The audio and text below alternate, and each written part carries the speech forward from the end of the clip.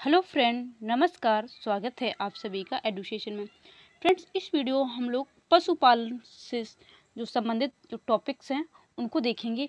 तो जो भी महत्वपूर्ण पॉइंट होंगे उन सभी को कवर करेंगे। और फ्रेंड, पशुपालन जो है आपका लेखपाल भर्ती में इससे जो है 1 या 2 नंबर के क्वेश्चन जरूर पूछे जाते हैं। जो ग्रामीण परिवेश और ग्राम समाज का जो टॉपिक है तो वहाँ का से जो है 25 नंबर के क्वेश्चन आते हैं। तो 1-2 नंबर के क्वेश्चन जो है पशुपालन से आपके जरूर पूछे जाते हैं। यहाँ पशुपालन से जो है कुछ जो गाय भैंस हैं उनकी कोई प्रजाति पूछ ली जाएगी या जो है इनके प्रोडक्ट्स के बारे में जो है आपसे क्वेश्चन यहाँ से बनते हैं। तो फ्रेंड्स, देखते हैं कुछ महत्वपूर्ण जो पॉइंट हैं उनको देख लेते हैं। पशुपालन, तो पशुपालन जो है इसके अंतर्गत गाय भैंस मुर्गी मछली तो ये सभी जो हैं भेड़, तो ये सभी पशुपालन के अंतर्गत रखे जाते हैं। तो भारत में विश्व के सबसे अधिक मवेशी पाए जाते हैं। यदि क्वेश्चन बन रहा है कि सबसे अधिक जो मवेशी जो है पशु को बोलते हैं, जो पालतू पशु होते हैं उन्हें मवेशी बोलते हैं। तो सबसे ज़्यादा जो है अपने भारत में पाए जाते हैं पूरे विश्व में। भारत में विश्व की लगभग 16% गाय एवं बैल, 57% भैंस, 20% बकरी तथा 4% भेड़ पाए जाते हैं। भारत में कुल कृषि उत्पादन में मवेशी उत्पाद का योगदान लगभग 25% है। ये आपका जो है 25% योगदान जो है मवेशियों का है। पशुपालन जनगणना 2019 के अनुसार देश में मवेशी 36.07%, बकरी 27.4%, भैंस 20.47%, भेड़ 13.83%, सुअर 1.69% तथा अन्य 0.23% हैं। रिपोर्ट के अनुसार देश में कुल पशुधन आबादी 535.76 मिलियन है। तो कुल पशुधन पूछा जाए तो कुल पशुधन जो है यहाँ से आप देख सकते हैं 535.76 मिलियन जो है कुल पशुधन, यानी कि पशुओं की कुल संख्या है। और जो पशु की जनगणना होती है तो पशु जनगणना जो है प्रत्येक 5 वर्ष बाद जो है पशु की जनगणना होती है। जिस प्रकार से जो आदमी होते हैं उनकी जो जनगणना होती है उसी प्रकार से पशुओं की भी जनगणना होती है। और जो मानव है यदि कि आदमी, उनकी जनगणना जो है 10 वर्ष के उपरांत होती है और मवेशियों की जनगणना जो है 5 वर्ष के बाद जो है की जाती है। आगे नेक्स्ट पॉइंट देखते हैं। देश के दूध उत्पादन में भैंस गाय बकरी का हिस्सा जो है वो यहाँ पर दिया गया है। तो सबसे ज़्यादा है 50% भैंस का हिस्सा है। उसके बाद 46% जो दूध होता है उसका उत्पादन हमें गाय से प्राप्त होता है। 4% का उत्पादन जो है हम लोगों को भैंस जो बकरी है उसके द्वारा मिलता है। सबसे ज़्यादा मिलता है भैंस से 50%, गाय से मिलता है 46% और 4% जो है दूध जो होता है वो बकरी से प्राप्त होता है। आगे देखते हैं नेक्स्ट पॉइंट है, देश के दूध उत्पादन में उत्तर प्रदेश का प्रथम स्थान है। तो ये पॉइंट आपके लिए काफ़ी महत्वपूर्ण है। जो उत्तर प्रदेश है, पूरे देश की बात की जाए तो दूध उत्पादन में उत्तर प्रदेश का प्रथम स्थान है। उसके बाद राजस्थान एवं आंध्र प्रदेश का स्थान है। दूसरे नंबर पर राजस्थान है और तीसरे नंबर पर आपका आंध्र प्रदेश आता है। देश में अधिकांश दुग्धोत्पादन पारिवारिक आधार पर किया जाता है, यानी कि जो फैमिली होते हैं, घर होते हैं गांव में, तो वहां पर लोग गाय भैंस का और बकरी का पालन करते हैं। तो वही जो दूध उनसे प्राप्त करते हैं तो वही जो है इसका सप्लाई की जाती है। तो यही जो है दूध उत्पादन है। और इसके साथ आगे नेक्स्ट पॉइंट देखते हैं। विश्व में आधी से अधिक भैंसें भारत में हैं। अगर पूरे विश्व की बात की जाए तो पूरे विश्व में जो आधी से अधिक भैंसें हैं वो इंडिया में ही पाई जाती हैं। भारत में सबसे ज़्यादा भैंसें उत्तर प्रदेश, यानी कि भारत में सबसे ज़्यादा भैंसें जो है उत्तर प्रदेश राज्य में, यानी कि टोटल भारत का यदि देखें तो टोटल भारत का 25% भैंसें जो है यूपी में ही पाई जाती हैं। इन पशुओं के अतिरिक्त भारत में भेड़ें, बकरियां, सूअर आदि भी पाए जाते हैं। आगे है, अधिकांश भेड़ें शुष्क बंजर तथा पर्वतीय प्रदेशों में पाई जाती हैं। इनसे दूध, ऊन के साथ साथ मांस भी प्राप्त होता है। भारत में सर्वाधिक भेड़ें आंध्र प्रदेश में मिलती हैं। यदि क्वेश्चन पूछता है कि सबसे अधिक भेड़ें कहाँ पाई जाती हैं तो सबसे अधिक जो भेड़ें हैं वो आपके आंध्र प्रदेश में मिलती हैं। बकरी को गरीब आदमी की गाय कहा जाता है। इसे कामधेनु भी कहते हैं। जो बकरी है गरीबों की कामधेनु या जो है गरीब आदमी की गाय, यानी कि जो गरीब आदमी होता है वो गाय या भैंस जो है जल्दी से नहीं ले पाता है क्योंकि वो थोड़ा महंगी आती है, बट बकरी ले सकते हैं। तो वो बकरी को ही जो है उन्हीं से दूध उत्पादन करते हैं और उन्हीं के जो है बच्चे होते हैं उनको बेचकर जो है अपना खर्च वगैरह चलाते हैं। तो इसीलिए जो बकरी है उसे गरीब आदमी की गाय कहा जाता है। मवेशी पर्यावरण में अमोनिया विमुक्त होती है। तो ये पॉइंट भी आपको अच्छे से याद रखना है। जो मवेशी होते हैं, पशु होते हैं, तो उनका जो गोबर वगैरह होता है, उनका जो मुंह चलाने की जो होता है, जुगाली करते हैं, तो उन सभी से जो है अमोनिया गैस जो है विमुक्त होती है। आगे यहाँ पर देख लेते हैं नस्लें। तो यहाँ पर भैंस की नस्लें हैं। नस्ल कोई ना कोई आपके एग्जाम्स में जरूर आएगी। जो पौधे होते हैं उनकी भी कोई वैरायटी पूछी जा सकती है, और सब्जियां, और भैंस, गाय और बकरी, भेड़, तो इनकी मुर्गी, तो इनकी जो है आपको वैरायटी कुछ आनी चाहिए। यहाँ से क्वेश्चन जरूर बनते हैं। तो यहाँ पर नस्ल दी गई है, उपयोग है, और राज्य क्षेत्र कहाँ पर वो पाई जाती है। भदावरी भैंस की बात की जाए तो ये दुधारू होती है, यानी कि अधिक दूध देने वाली होती है। उत्तर प्रदेश और मध्य प्रदेश में ये भैंस जो है पाई जाती है। जाफराबादी की बात की जाए तो ये भी आपकी दुधारू होती है, और ये गुजरात राज्य में आपको मिलती है। महसाना की बात की जाए तो ये दुधारू है, और ये गुजरात में मिलती है। मुर्रा भैंस जो है ये दुधारू होती है, और ये पंजाब और हरियाणा में ये सबसे ज्यादा मिलती हैं। आगे है नागपुरी। तो ये भारवाहक होती है, यानी कि जिस प्रकार से आपने गधे और घोड़े होते हैं तो उनको खच्चर की तरह यूज करते हैं, जो कुछ जो बोझा होता है, भारी सामान होते हैं, उनको ढोने के लिए, इसी प्रकार से नागपुरी भैंस होती है। तो उससे जो है भारवाहक, यानी कि जो वजन होता है, जो बोझा होता है, उसे ढोने का काम जो है इससे किया जाता है। ये आपकी महाराष्ट्र और मध्य प्रदेश में मिलती हैं।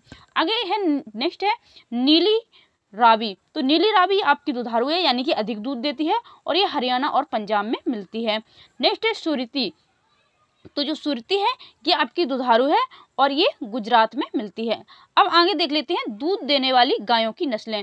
तो जो दूध देने वाली गाय हैं उनकी नस्लें जो हैं गिर, शाहीवाल, सिंधी, शेबनी, हांसी, कांकरेज एवं मेवाती। नागौरी, मालवी, सीरी आदि गायें कम दूध देने वाली हैं, परंतु बोझा ढोने के लिए उपयुक्त होती हैं। तो फ्रेंड्स यहाँ पर जैसे अभी यहाँ आपने नागपुरी भैंस देखी, तो ये क्वेश्चन ज़्यादा महत्वपूर्ण हो जाता है। आपको 4 ऑप्शन दे दिए जाएंगे और पूछ लिया जाएगा कौन सी जो भैंस है वो भारवाहक है, यानी कि वो दूध देने के लिए नहीं पाली जाती है, बोझा ढोने के लिए लोग पालते हैं। तो आपको नागपुरी आंसर कर देना है। इसी प्रकार से यदि गाय की नस्ल पूछी जाती है और ये दुधारू में पूछी जाएंगी तो आपको ये वाली जो है याद रखनी है, और यदि जो है बोझा ढोने के लिए तो आप जो है इनको याद रखेंगे। तो इसीलिए जो इनकी नस्लें हैं उनको याद करना बहुत जरूरी है, और आपको ये भी याद रखना है कि वो भारवाहक है या फिर दुधारू।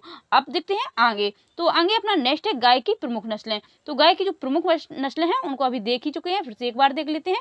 ये नस्ल दी गई है, ये राज्य क्षेत्र दी गए थे। तो गिर जो है आपकी गुजरात में मिलती है। कांकरेज की बात की जाए तो ये पश्चिमी भारत में मिलती है। सेबनी की बात की जाए तो ये दक्षिणी भारत में मिलती है। आगे नेक्स्ट है मेवाती। तो मेवाती जो है ये पश्चिमी उत्तर प्रदेश एवं राजस्थान में पाई जाती हैं। हौसी जो है ये गिर और सिंधी यहाँ पर मिलती हैं। साहिवाल जो है आपकी पंजाब में मिलती है। अब आगे है देश में बकरियों की प्रमुख नस्लें। तो ये आपकी है चंबा, गद्दी, कश्मीरी, जमुनापरी एवं पश्मीना। पश्मीना ऊन के लिए प्रमुख नस्ल है, और पश्मीना जो है ये ऊन के लिए पाली जाती है, और ये भेड़ भी होती है। एक पश्मीना जो है भेड़ भी होती है। आगे है अंडों के उत्पादन में भारत का विश्व में 5वां स्थान है। जो अंडे होते हैं वो मुर्गी के द्वारा मिलते हैं। तो मैंने अभी बताया था कि जो मुर्गी पालन है वो भी पशुपालन के अंतर्गत आता है। तो अंडों के उत्पादन में भारत का विश्व में 5वां स्थान है। यहाँ प्रतिवर्ष 32.42 अरब अंडों का उत्पादन होता है। अंडा उत्पादन में विश्व के पहले 3 राष्ट्र जो है वो है अमेरिका, चीन व ब्राजील। उसी प्रकार भारत में अंडा उत्पादन क्रम में उच्च श्रेणी के राज्य निम्न हैं।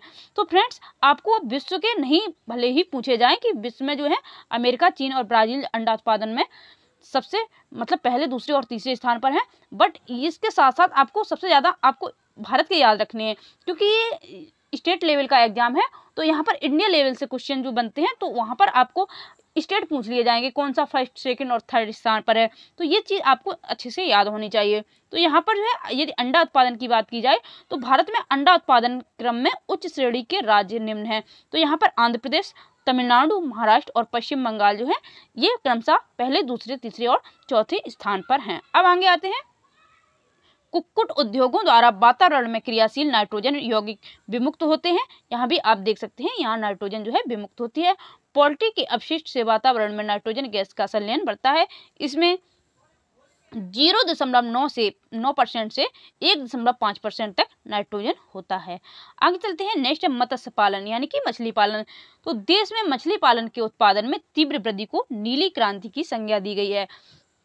क्वेश्चन यहाँ से भी बनता है कि नीली क्रांति जो है किससे संबंधित है। आपको ऑप्शन में दे दिया जाएगा झींगा पालन, मत्स्य पालन, या जो है मुर्गी पालन, या आपको कोई और ऑप्शन दे दिए जाएंगे। तो वहाँ पर आपको क्वेश्चन में ये आंसर करना है कि जो नीली क्रांति है वो आपके मत्स्य पालन से संबंधित है। तो इस प्रकार से ये भी आपका एक क्वेश्चन यहाँ से कंप्लीट हो जाता है। आगे, भारत में इसकी शुरुआत 7वीं पंचवर्षीय योजना यानी कि 1985 से 90 के दौरान हुई थी। नीली क्रांति के अंतर्गत 3 कार्यों पर बल दिया गया: मशीनी एवं तकनीकी विकास, मत्स्य कृषि को बढ़ावा दिया जाना, सहकारिता एवं विपणन की सुविधा। आगे चलते हैं, नेक्स्ट पॉइंट है सामुद्रिक मत्स्यिकी तटीय क्षेत्र के अंतर्गत आते हैं जो पश्चिम में कोंकण तट से पूर्व में उत्तरी तट तक फैले हुए हैं। इस क्षेत्र में 5600 किलोमीटर की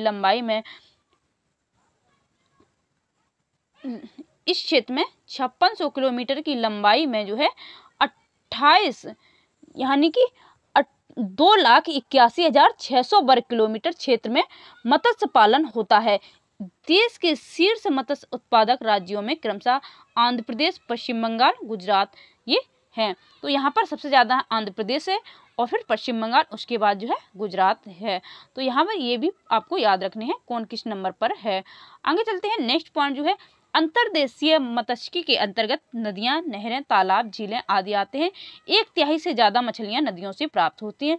शीतकाल में सबसे अधिक और वर्षा काल में सबसे कम मछलियां प्राप्त होती हैं। इस क्षेत्र के अंतर्गत प्रमुख राज्य पश्चिम बंगाल, बिहार और असम है। यहाँ की प्रमुख मछलियाँ कटला, टेंगरा, रोहिटा, हिल्सा आदि हैं। तो जो मछलियां हैं इनकी भी आपको प्रजातियां याद रखना है। तो ये भी क्वेश्चन पूछे जाते हैं कौन सी मछली है कौन सी नहीं है प्रजाति, तो ये आपको याद रखनी होंगी। आगे है ज्वारधन मुख्य मत्स्यिकी के अंतर्गत गंगा, महानदी, नर्मदा, तापी, कृष्णा, गोदावरी एवं कावेरी नदियों के ज्वारधन मुख्य क्षेत्र आते हैं। यहाँ की प्रमुख मछली जो है झींगा मछली है। तो ये झींगा मछली जो है यहाँ की प्रमुख मछली है। आगे है पर्ल मछली पालन समुद्र तट से 20 किलोमीटर दूर पर स्थित 18 से 22 मीटर गहरे पर्ल बैंकों से प्राप्त होती है। इसके प्रमुख क्षेत्र अंडमान एवं निकोबार, मन्नार की खाड़ी एवं कच्छ की खाड़ी है। तमिलनाडु के कुंवारी द्वीप में घोंगा मछलियां पकड़ी जाती हैं। वह क्षेत्र राज्य सरकारों के अधीन है। देश में सर्वाधिक सामुद्रिक मछलियां गुजरात में पकड़ी जाती हैं, उसके बाद केरल, महाराष्ट्र एवं तमिलनाडु का स्थान आता है। आगे एक और नेक्स्ट पॉइंट है उसे और देख लेते हैं, और इसके बाद जो है ये पशुपालन का जो है यहीं तक है, और उसके बाद जो भी इसके पॉइंट बचे हैं उसे नेक्स्ट वीडियो में हम आपसे शेयर कर देंगे। भारत में सजावट वाली मछलियों की सर्वाधिक प्रजातियां लक्षद्वीप में पाई जाती हैं। यदि आपसे क्वेश्चन इस प्रकार से पूछा जाता है जो सजावट वाली मछलियां हैं वो कहाँ पर मिलती हैं, तो ये लक्षद्वीप में पाई जाती हैं। तत्पश्चात अंडमान निकोबार द्वीप समूह में, तमिलनाडु के तंजौर जिला के समुद्री क्षेत्र में कैटफिश की कृषि प्रारंभ की गई है। तो अगर याद से क्वेश्चन पूछा जाता है जो कैटफिश है वो कहाँ पर है, तो ये आपका तमिलनाडु के तंजौर जिला के सामुद्रिक क्षेत्र में। तो आप सिर्फ तमिलनाडु भी याद रख सकते हैं, क्वेश्चन में इतना डिटेल से नहीं पूछा जाएगा। तो फ्रेंड्स यहाँ पर जो है पशुपालन से संबंधित जो भी गाय की, भैंस की, बकरी की, मछली की तो जो प्रजातियां हैं इनको आपको याद रखना है, क्योंकि क्वेश्चन जो है इनसे 1 नंबर के जरूर पूछे जाते हैं। और फ्रेंड्स इसके साथ साथ जो भी नेक्स्ट इसके पॉइंट रह गए हैं वो नेक्स्ट वीडियो में आपसे शेयर कर दिया जाएंगे। इसके साथ साथ इसकी और भी वीडियो हम आपको प्रोवाइड करते रहेंगे। तो फ्रेंड्स मिलते हैं नेक्स्ट वीडियो में। वीडियो को पूरा देखने के लिए बहुत बहुत धन्यवाद।